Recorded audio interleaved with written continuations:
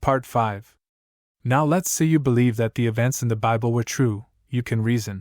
They are centuries old and outdated. Why should we listen to them? It's interesting that some say that, as the alternative, belief in evolution is not new in itself. Though many believe it stems from Charles Darwin in 1859, theories of natural selection and non-creationist views of nature have roots tracing back to ancient Greece in the 1st century BC, with the Roman philosopher Lucretius. It's absurd to say the Bible is outdated and shouldn't be regarded, when the theory of evolution is also many centuries old. The reason you should listen are far beyond the events told to promote being a good person. Any random dude can write a book of Proverbs and claim to be a prophet. There are several denominations that do just that. So what sets the Bible apart from other so-called holy writings? The belief in Jesus Christ. Let's play a guessing game. How many religious denominations exist surrounding a single man, Christ Jesus? Go ahead and guess, I'll wait. 45,000.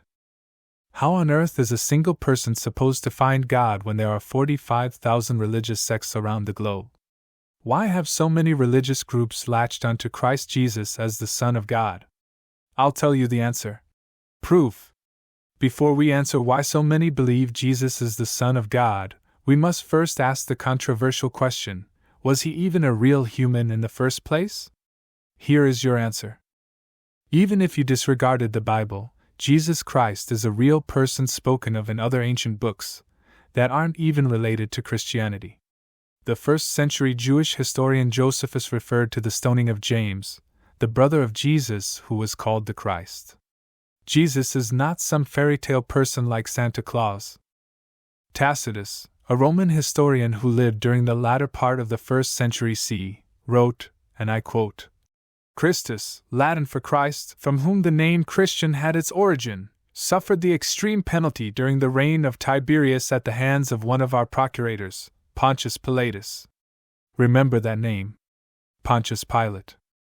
Now, when referencing the early non-Christian historical references to Jesus, even the New Encyclopedia Britannica states, these independent accounts prove that in ancient times even the opponents of Christianity never doubted the historicity of Jesus, which was disputed for the first time and on inadequate grounds by several authors at the end of the 18th, during the 19th, and at the beginning of the 20th centuries.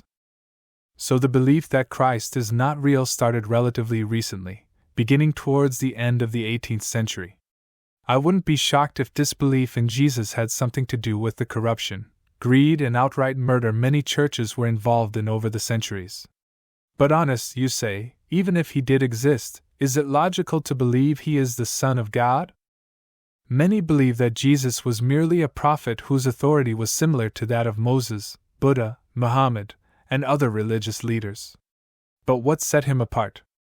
Counting backwards from Nisan 1433 C, the day Jesus died at age 33, we can estimate his birth being around early autumn of 2 BC. Yet, in the Old Testament, the prophet Isaiah at Isaiah 7 verse 14 and Isaiah 9 verse 7 predicted that a virgin would become pregnant, and she would give birth to a son, over 700 years prior to his birth. But honest, even if he was the only man born to a virgin, some people didn't take this into account. There were other men, including John the Baptist, that people loved and hoped was the foretold Messiah, such as at Luke 3 verse 15. Yes, and according to prophecy, this is exactly what sets Jesus apart. In the Old Testament, centuries before his birth, it tells us at Isaiah 53 verse 3 that Jesus would be despised and rejected by man.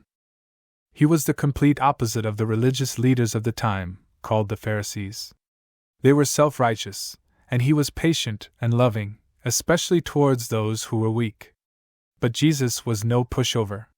When it came to the hypocrisy and the made-up teachings of the religious leaders, he spoke against them boldly even when people hated him for it.